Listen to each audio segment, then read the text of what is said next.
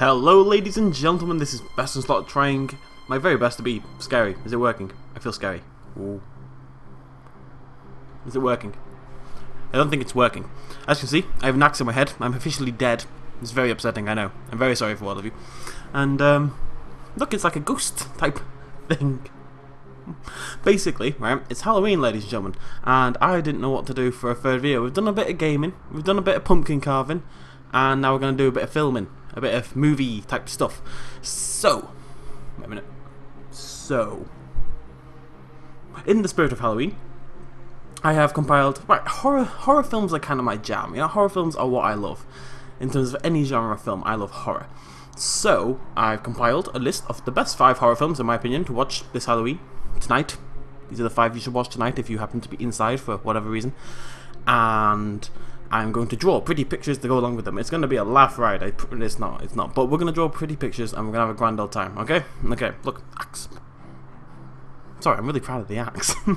So let's get started with BestInSlot's top 5 Halloween horror films. This is mainly going to be a fairly modern list. I appreciate some of the old classics, but I want to give you guys something that maybe you've not seen before. Everybody's seen The Thing, everybody's seen Halloween, everyone's seen Friday the 13th, all that kind of jazz. We're going a little off kilter here, nothing too strange, but just amazing horror films that I think need a little bit more love. Number 1, that's a 1 there. I'm gonna draw pictures, right? This is kind of half and half a guessing game, so I want you guys at home to see if you can guess what film I'm drawing. So let's go ahead and give ourselves a slightly smaller brush. Lovely jubbly. And we're going to draw who is pretty much the main character. It's hard to have a main character per se in this particular film, but he is an awesome little character. This is meant to be a body, in case you weren't quite sure. I can't draw, by the way. Just going to get that out there now. I can't draw. Okay, and then blah, blah, blah, blah, blah, blah, like so. Are you feeling the horror and the Halloween-ness? I know I am. And then goes up there. This isn't... Okay, the head's a bit bigger than it was meant to be, but that could have gone worse. It must be said. It could have gone worse. Give him a little knife as well. Okay, you got 5, 4... This is your guessing time. 5, 4, 3, 2, 1. It's Trick or Treat. This is my probably all-time favourite horror film. Let's give it nice big letters, so... Ooh, be quiet.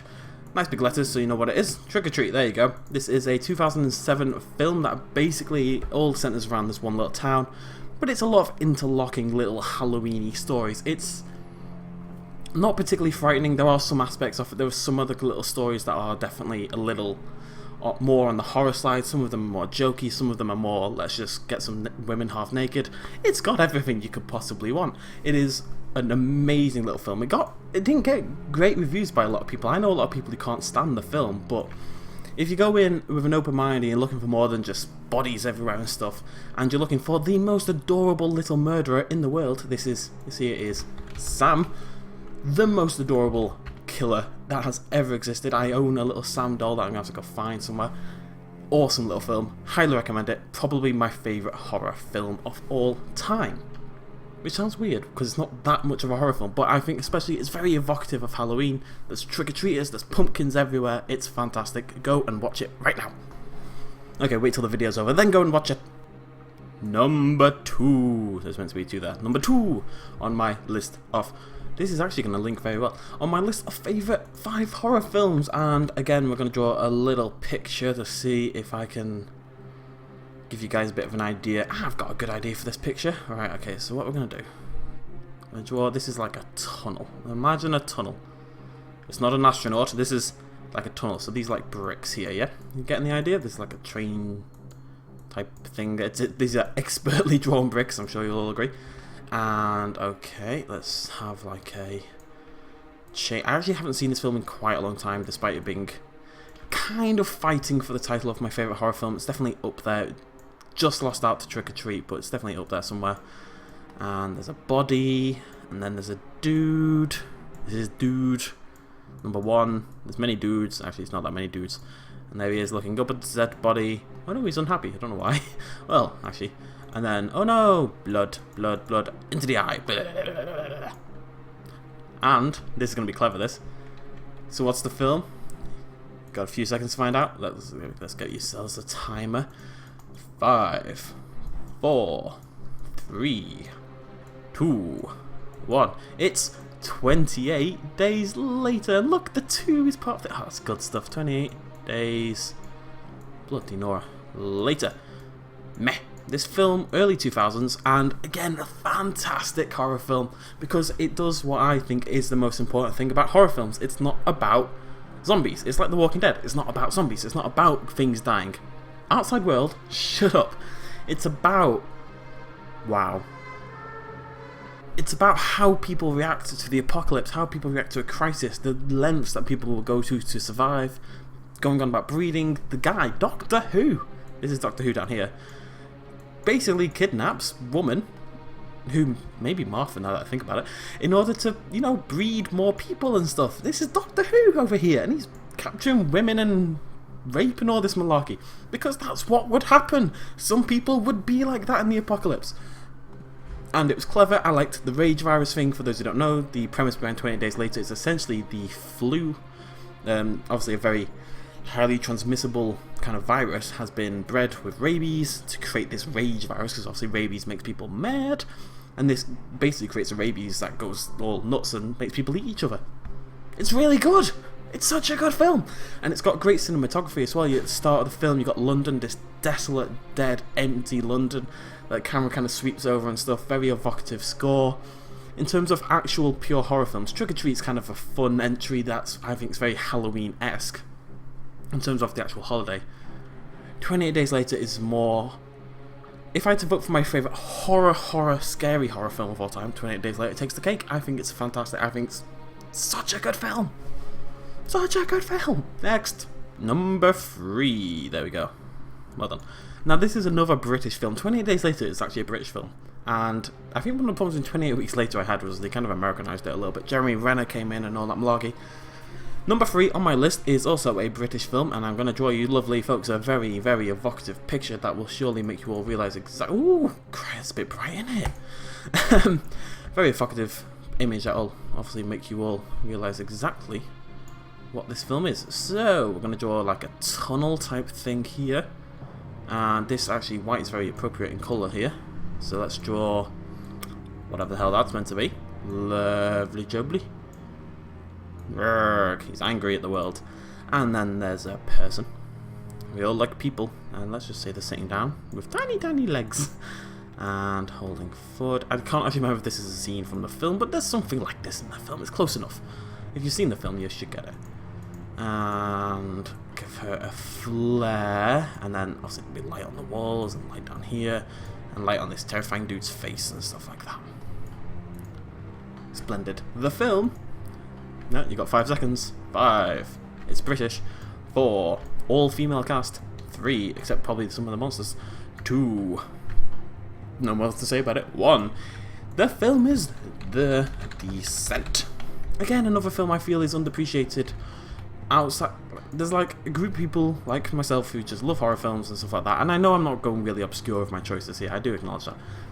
But The Descent doesn't seem to get much love outside of horror circles, and I think that's silly because I think it's a phenomenal film. It's British, it's got an all-female cast. Those two aren't actually relevant to it being good. It's just, it's great at establishing this really claustrophobic atmosphere. It's one of the most genuinely scary horror films about, I think. Doesn't just rely on jump scares, relies on terror and atmosphere and stuff. But again, it's another film that is more about these women and their personalities, and they have clearly defined strong personalities, and it's about how they react to the situation. It's about one of them, I don't want to do too many spoilers or anything, but one of them goes batshit crazy and all this stuff kicks off at the end and all this kind of malarkey, and again, it's showing a different side to horror films rather than just, oh look, there's a guy with a hammer, oh look, there's a guy with a chainsaw trying to cut my head off, I'm going to scream, run away, probably fall over, oh, I'm going to go have sex in a haunted house because I'm really clever. No, you're an idiot. And The Descent is one of those films where people they're not stupid, they're just acting like people would, and that is the best way to make horror because it's relatable, and it's a lot scarier when people aren't being absolutely dense, you know? Yeah. Descent, number 3 on my list. Number 4. Look at that 4. Wait, I'm going to do a straight line. Bam! Oh, look at that 4. Wow. Now this one's sort of a horror film. Probably not even an exceptional film, but I'll kind of explain why I love it. I'm going to try to draw a picture for it, but you know what? I've not seen this film in about 5 years, so it's going to be quite difficult for me to remember. There's a forest! I don't think there's much I could draw about this film. There's a forest and there's a little voodoo hut and stuff. There's not much I could draw about this film that would really kind of clarify what it is, because I don't think most people have heard of that. This is probably the most obscure of the choices, despite having a big name actress in the primary role. And actually, what I can do, and this will be recognisable to a lot of you at home, is draw a scene that the big name actress is in something else. So this, ladies and gentlemen, should be a little easier for you folks. Well, those of you who are regular subscribers to the channel, anyway, because I assume most of you are here for this kind of thing. In case you can't tell, that is indeed a Stegosaurus. And, oh look, there's a woman there taking a photo. That's a camera, okay? It's this woman, I can't remember what her name is, Julianne Moore, something like that. Anyways, she is the lead actress in this horror film that I'm on about. And it's called, I'll just say it because I can't really draw the actual horror film itself at this point in time. Whoopsie daisy, what have I done here? Bloody Nora. Come on, Photoshop. Sort yourself out, lad. Let me just get rid of some stuff. Cool. This horror film is called Shelter. It's kind of a horror, kind of a psychological thriller, kind of... probably not even an amazing film.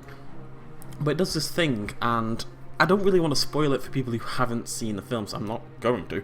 But basically, there's a tune, or this bit of piano that plays at certain points during the film, and it kind of ties in with the story and stuff, and the ending of this film and everything that kind of came together, it was just... It was awesome and incredibly creepy, and it was so effective.